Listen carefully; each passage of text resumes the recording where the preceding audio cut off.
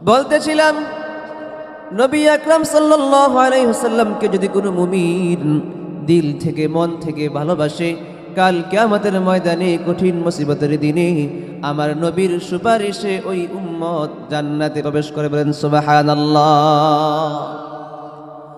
আল্লাহ নবী নবী রাহমাতুল লিল আলামিন মসজিদে নববীর মধ্যে বসেছিলেন।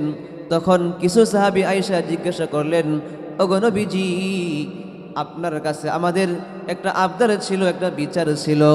নবীজি বলেন, ও সাহাবীরা শোনো, ঠিক আছে, আমার কাছে তোমরা বলো, তোমরা কি বিচার আমার কাছে চাও, কি আবদার আমার তোমাদের কাছে, আমার কাছে তোমাদের কি আবদার আছে বলো।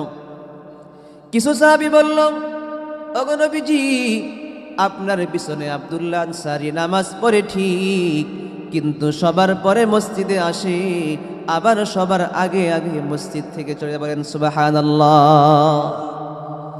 সাহাবীরা আরজ করল, ওগো নবীজি, আপনার সাহাবী আব্দুল্লাহ আনসারী আপনার পিছনে নামাজ পড়ে ঠিক, কিন্তু প্রতিদিন একই দৃশ্য দেখি, আপনার পিছনে নামাজ পড়ে সবার পরে মসজিদে আসে, আবার সবার আগে আগে মসজিদ থেকে চলে যায়। এর কারণ কি আমরা আপনি নবীর কাছে জানতে চাই।